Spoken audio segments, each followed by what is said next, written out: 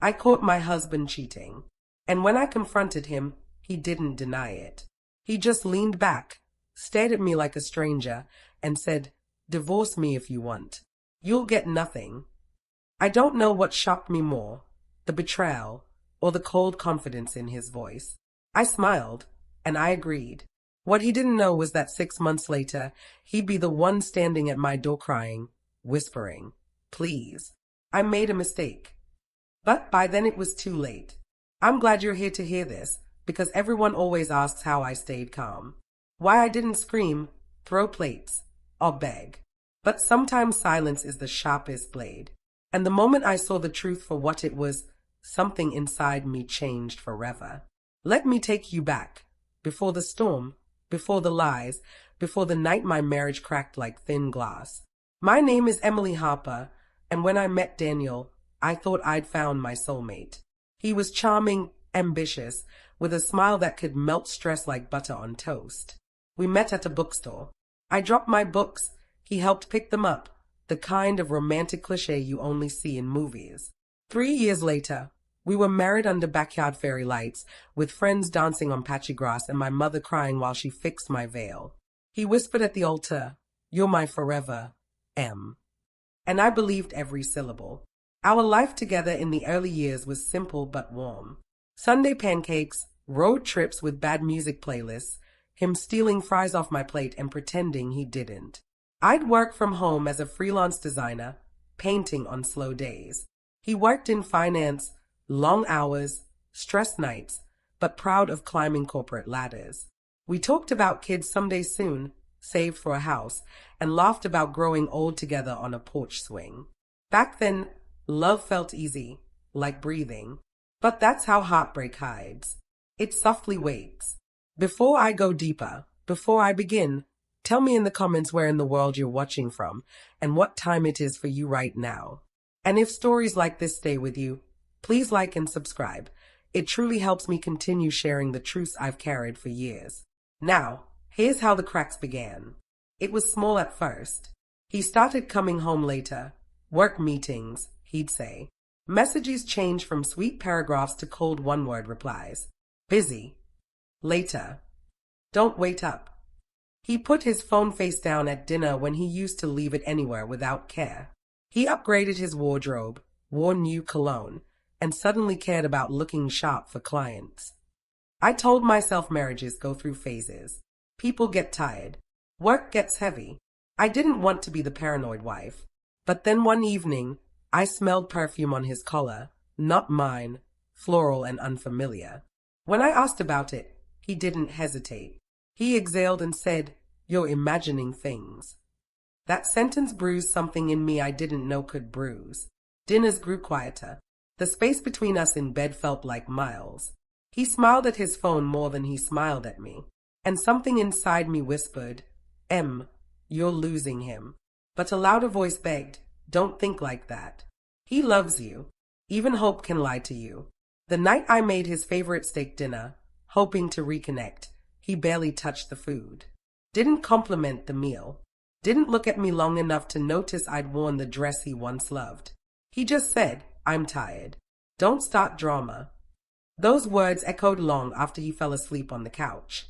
Comment bait lines for this part. You're imagining things. Don't start drama. And the worst part? I still wasn't ready to believe the truth. But I was about to find it, and once I did, nothing was ever the same. The first real crack in my denial came on a Wednesday evening, oddly ordinary, nothing dramatic. I was sitting on the couch with my laptop, working on a client logo. The house was quiet, too quiet. The kind where you suddenly become aware of the refrigerator humming, of your own breathing. Daniel had texted me earlier, working late. Don't wait up. But something in me, instinct, intuition, woman's sixth sense, wouldn't rest. I kept glancing at the clock. 8:30 p.m., 9:15 p.m., 9:47 p.m. He always came home by 10:30 latest when he stayed late. But that night, 11 p.m. ticked by. Then 11:40. I told myself to stop checking my phone. Stop waiting like a dog by the door. But my stomach felt tight, heavy, like it knew something before my brain could admit it. Then a notification lit up his iPad on the table, the one synced with his phone. A message. The screen flashed bright in the dim living room. I miss you already, Red Hot Hash. My blood ran cold. Not from me. Not a work message. Not a family member. I froze, eyes locked on that glowing heart emoji like it was a confession screaming from the screen. I didn't move at first. Didn't breathe. It felt like the moment right before a car crash, that silent second when everything slows down. My hand shook as I reached for the iPad. It opened without a passcode. He trusted me, or maybe he never imagined I'd need to look. The message expanded into a thread. I scrolled up. What I read made my mouth dry. Last night was perfect. Can't stop thinking about you. Wish I was waking up next to you. My heart didn't break in one loud shatter. It cracked quietly, line by line, message by message. Betrayal doesn't always arrive like thunder. Sometimes it whispers. I should have screamed, cried, thrown the tablet. But instead, I felt weirdly calm, like my emotions went numb to protect me. I scrolled more. Photos. Selfies of Daniel, smiling in ways he hadn't smiled at me in months. Photos of her, long dark hair, red lipstick, confident eyes. She was beautiful. I hated her on sight.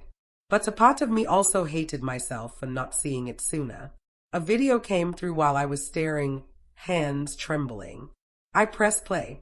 His voice. Soft. Laughing. I'll be there in 10. Can't wait. He wasn't working late. He was going to her. I didn't break down. Not immediately. I just sat there, watching the timestamp, realizing I was sitting alone in our home while he rushed to another woman who got the version of him I used to know. Comment bait line number 1. I miss you already, Red Hot Hash. Comment bait line number 2. Last night was perfect. And the worst part? I still didn't know what to do. So I waited. Not to confront him, but because I needed to see him walk through the door with my own eyes. I needed to look at the man I married and decide if he was worth fighting for, or if the fight was already lost.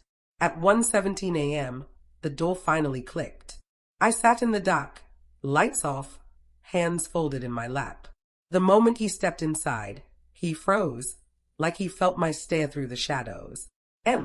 Why are you up? He asked. I didn't answer. I just stood, walked past him silently, and said, Your iPad lit up. His face changed. A flicker, guilt, panic. He masked it fast, but I saw it. He said, You shouldn't go through my things. Not I can explain. Not it's not what you think. Just turning the blame toward me. That told me everything. But I didn't confront him fully that night. Not yet, because I realized something important. If this was going to end, I wouldn't end it crying. I would end it prepared. I went to bed with a plan forming like storm clouds. Slow, dark, inevitable. And the next morning, I would start digging deeper. Because if he was hiding something, I was going to find every last piece of it. The next morning, I woke before Daniel. I just lay there beside him, staring at the man I once thought I'd grow old with. His face looked peaceful, innocent even, like he wasn't the same person who had whispered to another woman just hours before. But innocence means nothing when you've seen the messages. I got out of bed quietly and made coffee like it was any other day. The kitchen smelled warm and familiar, yet everything felt foreign, like the world had tilted just slightly off balance. Daniel walked in minutes later, acting normal, too normal. He kissed my cheek. I didn't move. He didn't notice. That hurt more than I expected. He left for work early, suit crisp, cologne stronger than usual. When the door shut behind him, the house felt huge, silent, empty. I sat at the table, sipping coffee that tasted like nothing, feeling like a ghost in my own life. Part of me wanted to smash his phone, scream in his office, make a scene. But another voice, calmer, colder, whispered, Don't react. Watch. Learn. So I started digging. First, I checked our phone bill, something I'd never done before. A long list of calls to an unfamiliar number. Late nights, lunch breaks, even weekends when he told me he was running errands. Hours of conversation. I copied the number into my phone. No name attached. Just a string of digits that now felt like the exit door from the life I knew. Then I checked our shared credit card account. Restaurant receipts. Hotel bookings. Gifts, expensive perfume, a designer scarf, a weekend trip booked under conference travel. Conference? He never mentioned a conference. My hands went cold. Comment bait lines, conference travel. Restaurant receipts. I don't know how long I stared at that screen. 10 minutes, an hour, forever. It's terrifying how quiet heartbreak is when it first settles. I thought I'd collapse, cry, shake. Instead, I just sat there, heart beating so slow it almost felt numb. But numbness doesn't last. Around noon, I did something I never imagined I would. I called the number. My heart pounded in my throat. 1 ring, 2, 3. Then a woman answered, soft and sweet. Hello. I couldn't speak right away. I think she almost hung up. Finally I said, Hi, is this Daniel's phone? There was silence, a telling kind. Then a quiet inhale, and she replied, No, but I know who you are. Those words tore through me. I asked who she was. She said her name was Sophia. She didn't sound apologetic, didn't sound guilty. If anything, she sounded annoyed, like I was interrupting something. She told me she and Daniel had been seeing each other for a while, like it was casual, normal, not the death of my marriage. She said he told her we were practically separated, that I was emotionally distant, that he was unhappy at home. I felt like I was listening to a stranger describe my life, rewriting it. Emotionally distant? I was the one waiting on the couch night after night. I asked her one question, Do you love him? She laughed. Not kindly, more like she already knew she was winning. He loves me, she said confidently. He said he's leaving you soon. We're planning a future. Those words shattered something inside me, not my love, but my image of him. In that moment, Daniel wasn't my husband anymore. He was just a man who lied, who built a home with me while building another life somewhere else. When I hung up, I finally cried. Not loud, not dramatic, just quiet tears dripping onto the kitchen table as the coffee went cold. I cried for the woman I used to be, trusting, hopeful, naive. I cried because betrayal isn't one wound. It's many small cuts that bleed all at once. I spent the next hour curled on the floor, knees to my chest, shaking without sound. My wedding ring felt heavy, like a chain. And yet, even through the pain, one thought rose through the chaos. If he wants to leave, I'll let him, but not with everything we built. Not on his terms, because the moment I stood up from that floor, broken but standing, I stopped being the wife begging to be chosen. I became the woman preparing to choose herself. After talking to Sophia, something inside me shifted. Tears dried, but the ache didn't. Betrayal sits heavy, like a weight pressing down on your ribs. I washed my face, stared at my reflection in the mirror, and barely recognized the woman looking back at me.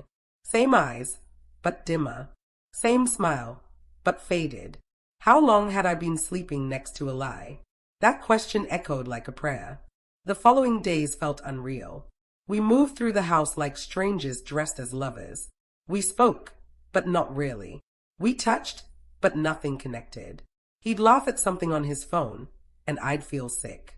At dinner he'd talk about work, and I'd nod like a trained puppet. I knew. He didn't know that I knew. Not yet. I needed proof. Real proof. Something he couldn't twist or deny. So I followed him. Not like in spy movies. No trench coat or sunglasses. Just my car parked at a distance one Friday night when he said again, late meeting. Don't wait up. I didn't respond. Just kissed him goodbye like a perfect wife. Then 10 minutes later, engine on, heart pounding, I drove behind him. He didn't go toward the office. He drove downtown to a hotel. He walked inside alone, but not for long. A few minutes later, I saw her, Sophia, even prettier in person, in a painful way. She smiled when she saw him. He wrapped his arms around her like they belonged there. Watching it felt like dying slowly without anyone noticing. They laughed, whispered, held hands as they entered the elevator together, just like we used to.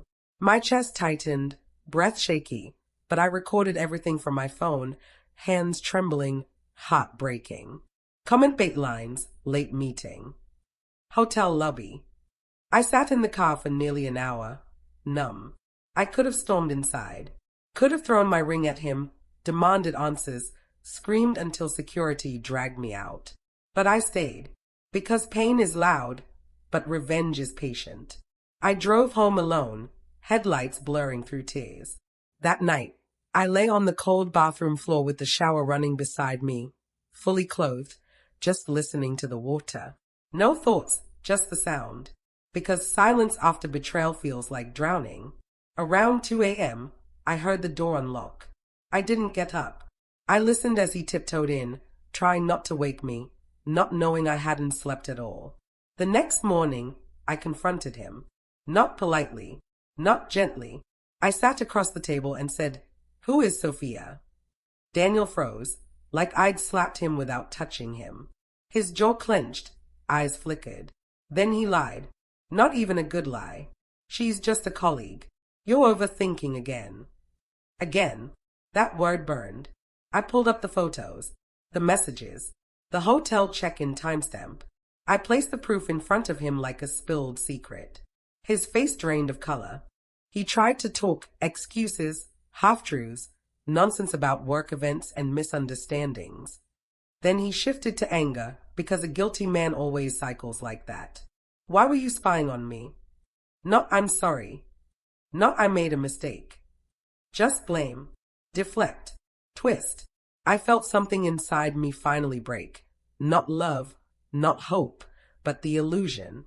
The illusion that he would fight for us. Instead, he defended her. He said, "I care about her. I'm not sure I love you the same anymore." The words knocked the air out of me. My body went cold, like my soul stepped outside itself to avoid the hurt. I didn't yell, didn't throw anything. My voice came out calm, too calm, as I asked, "So what now?" He looked at me with a coldness I'd never seen. "Maybe we should divorce." Then, with arrogance dripping, "And don't expect much. I earned everything." There it was, the lowest point, the moment love died. He walked out of the kitchen, leaving me seated alone with the crumbs of a marriage we built together. I sat there for a long time, silent, broken, staring at the wall like it might answer the questions in my head. But after an hour of staring, after tears dried, something unexpected sparked inside me. Not defeat, not sorrow, anger, focus, a plan. If he wanted divorce, he could have it. But I wasn't leaving empty-handed. And I wasn't going to be the one begging. For 2 days after that confrontation, I barely spoke to Daniel. The house became a quiet battlefield, doors closing softly, footsteps echoing like tension itself. We slept on opposite sides of the bed, backs turned, breaths uneven. The kind of silence where every second feels like a countdown. He texted Sophia constantly. I could tell from how his phone never left his hand. He thought I was broken. Maybe at first, I was. But pain does something strange. It sharpens you. Makes you see everything clearly, like fog finally lifting. I stopped crying. Stopped begging the universe for answers. Stopped waiting for him to come home to me. Instead, I started planning. While he was at work, I gathered documents, bank accounts, property papers, business records. I took photos of receipts, screenshots of messages, printed call logs. I created a folder on my laptop titled Insurance. Because this time, I wasn't going to rely on hope. I was going to rely on proof. Comment bait line, I stopped crying. I started planning. The first step was a lawyer. I found the best family attorney I could, Linda Carter, sharp, composed, with eyes that looked like they'd seen 1,000 betrayals and built victories from the ashes. When I told her everything, she leaned back and said calmly, "You have more power than you think." I didn't believe her at first. I felt small, disposable. But she explained something that lit fire in my chest. The assets were joint. Our home, our savings, even the business he started during our marriage Legally, half mine. Daniel always handled the finances. I trusted him blindly. But Linda taught me what he never wanted me to know. Trust is not protection. Knowledge is. She told me to gather more evidence, stay calm, and not mention divorce again until everything was in place. So I played the role of a quiet wife, polite, distant, controlled. I made breakfast. I asked about his day. I smiled without warmth. And the calmer I became, the more comfortable he got. Comfortable people make mistakes. One night, he came home early, unusual. He looked tired, conflicted. He said we needed to talk later. Like he was preparing to end things on his terms. I nodded and said, of course. After dinner. Inside, I was already 10 steps ahead. While he showered, his phone buzzed on the counter. He forgot to take it with him, something he hadn't done in months. A message preview popped up from Sophia. Are you telling her tonight? Can't wait to be official. Official. That word sliced clean through whatever softness I had left. I unlocked the phone. Yes, I knew the passcode. Birth date. The same one I had baked cakes for every year. I forwarded messages to myself. Photos. Location pins. Even hotel invoices stored in his email. Every betrayal, every lie. Saved. He emerged from the bathroom, hair damp, smelling like the cologne she probably picked. He didn't know I had everything I needed. After dinner, he finally said it. I think we should separate. It's better for both of us. I stared at him calmly, hands folded, then asked, is that what you really want? He nodded, confident. Confident men forget consequences. Then he added what he believed was his final blow. Don't expect anything financially. I earned it all. If he thought I'd cry, he was waiting for a scene. Instead, I smiled, the same smile I gave him the night I found out. A smile he didn't understand yet. I replied softly, sure, we can do this properly, fairly. He looked relieved. He mistook silence as surrender. But in reality, the game had already started, and he was playing checkers while I was arranging chess pieces. Linda told me to be patient. Keep acting normal. Build ground. And I did. Every morning I put fresh coffee on the counter, not out of love, but strategy. Every evening I asked about work, not from care, but to listen. Every night I lay beside him, not because I wanted to, but because proximity keeps access open. He thought I was broken, but I was rebuilding, piece by piece, stronger than before. Because soon, I would walk into court not as a cheated wife, but as a woman ready to take back what was mine. And when the moment came, he wouldn't see it coming. 2 weeks later, the day arrived. I woke up before sunrise, feeling strangely calm, not like a woman losing her marriage, but like someone finally stepping out of a burning house. I looked at Daniel sleeping beside me, unaware his world was about to shift. His breathing was steady, peaceful, almost ironic. I got dressed quietly, put my hair up, applied soft makeup. Not for him, for me. Today, I faced my future without shaking. At 9 a.m., I sat in Linda's office. She spread documents across the table, divorce papers, asset division, alimony proposal, evidence files neatly organized like polished weapons.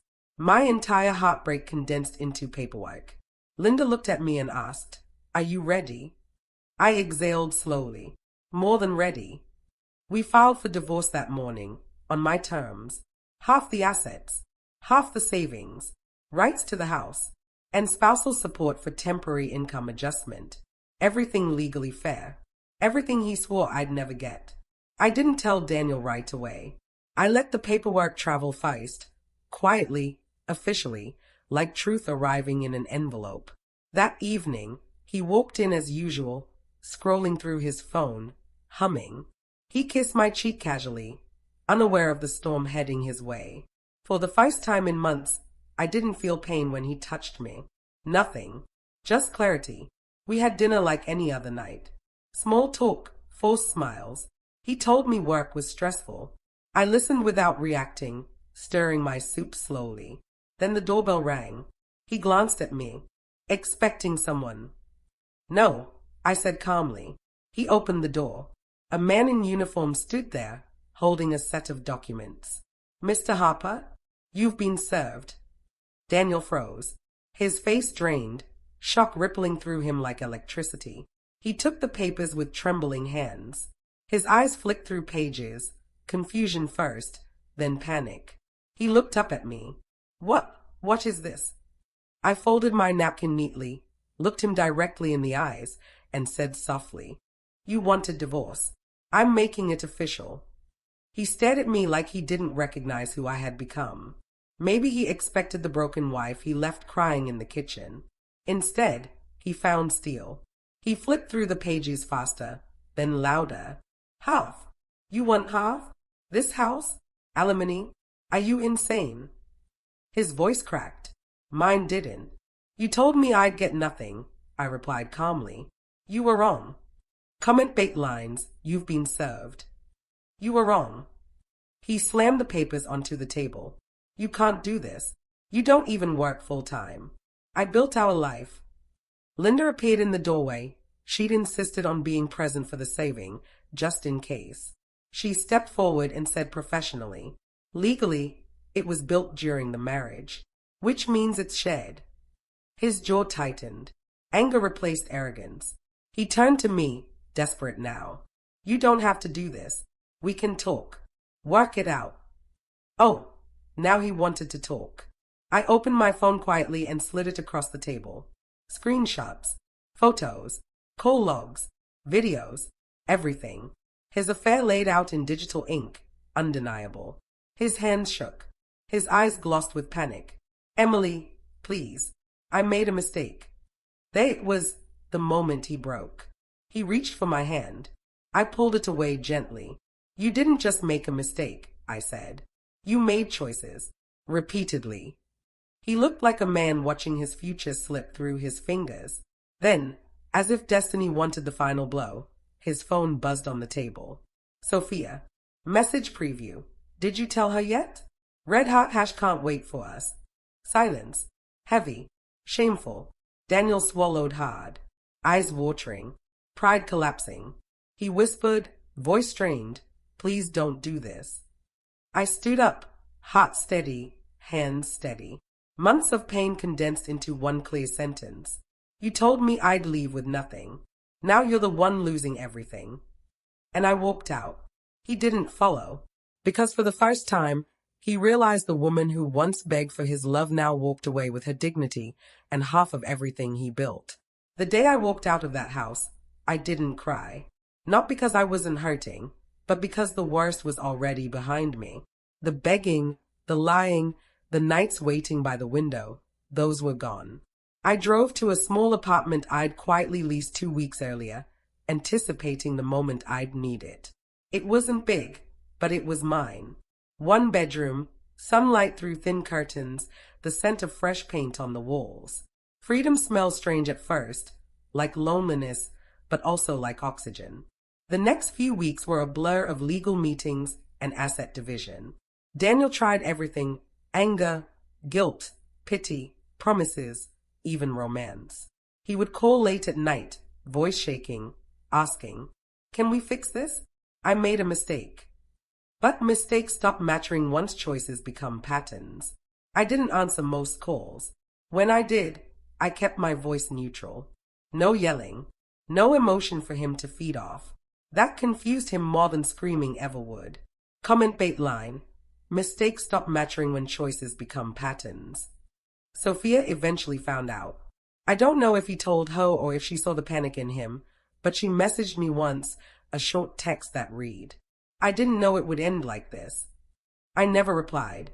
The closure I wanted didn't come from her or him. It came from the quiet moments alone, cooking dinner for one, buying plants I didn't have to negotiate about, sleeping diagonally across the bed because I could. Healing wasn't loud. It was subtle, like pain slowly loosening its grip. The divorce settled smoothly.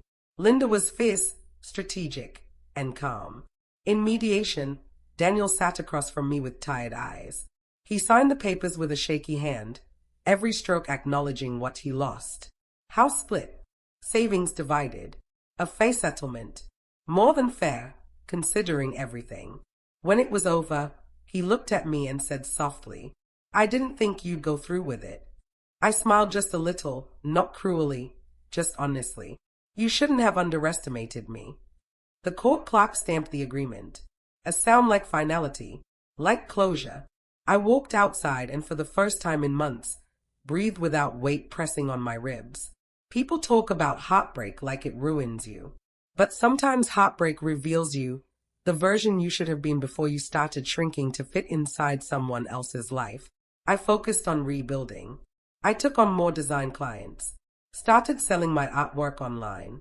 My apartment slowly filled with pieces of myself, canvases, thrift furniture, a bookshelf I built with my own hands. I laughed more. I slept more. I started therapy. Healing isn't instant, but progress is quiet and steady. Months later, I ran into Daniel unexpectedly at a grocery store. He looked thinner, older, not physically, but in presence. He asked how I was. I told him I was doing well. He nodded, eyes sad, and whispered, "I wish I realized what I had before I lost it." It didn't hurt to hear that. It felt like a healed scar being touched, sensitive, but not painful. I just wished him well and walked away. No anger, no revenge, just distance.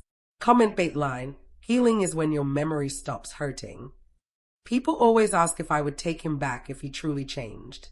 The answer lives calmly inside me now. No, not because I hate him, I don't, but because I finally love myself more than the idea of us. And that self-love is something no one can take away again. He once said I'd leave with nothing, but I left with peace, half our assets, and a future I built with my own hands. He lost the woman who loved him unconditionally, and that loss is far heavier than money. Looking back now, it's almost strange how a life can break and then rebuild into something better. I used to think love was about holding on, fighting, proving your worth. But sometimes love is knowing when to let go, even when your heart begs you to stay. My marriage ending didn't destroy me. It revealed me. I learned that silence can be power, that patience can be strategy, that walking away isn't failure. Sometimes it's the most dignified win. People think betrayal leaves you empty, but in truth, it clears space for something new. Space for self-respect, space for growth, space for a life that isn't built on someone else's convenience. I no longer check the door at night waiting for footsteps. I no longer shrink myself to keep someone comfortable. I no longer apologize for wanting honesty. Now, I cook dinner for myself, light candles not for romance, but for peace. I paint in the mornings with sunlight pouring over the canvas, colors blooming like new chapters. I travel, even if it's just a solo walk to the park with coffee in hand. Freedom tastes ordinary, and that's the beauty of it. Sometimes I think about that girl who curled on the kitchen floor, shaking from heartbreak. I want to reach back through time, hold her face gently, and whisper, "You're not losing a man, you're finding yourself." Everyone learns lessons differently. Mine came wrapped in betrayal, painful, sharp, unforgettable, but also transformative. Because here's what I finally understood. Love should never require you to abandon yourself first. Comment bait moral lines. Silence can be power. Walking away can be the win. Daniel eventually moved out of the house we once called home. Sophia didn't stay long. Relationships built on lies rarely do. He tried to call me again months later, voice heavy with regret. But by then, it no longer mattered. Healing had already replaced longing. I wished him well, not because he deserved forgiveness, but because I deserved peace. Today, I'm proud of the woman I see in the mirror, not because she lived a perfect life, but because she survived an imperfect one and came out wiser, stronger, softer with herself, firmer with boundaries. Maybe you're listening to this because you've been there, felt the sting of betrayal, tasted the bitterness of trust broken. If so, I want to tell you something clearly. You are more than what someone failed to love. And just because they didn't value you doesn't mean you are not valuable. If you're hurting now, keep going. One day, your heart will breathe again. Maybe you'll laugh in a new kitchen. Maybe you'll take yourself on a date. Maybe you'll stand in sunlight and realize You made it. Not perfect, but whole. Now, as I close this chapter and thank you for walking through it with me, here are the lines I promised. Did you like my story? Please like and subscribe and tell me in the comments where you're listening from. I want to know how far this story of mine travels. And I'll leave you with one final thought. Simple, soft, true. Sometimes losing someone is the beginning of finding yourself again.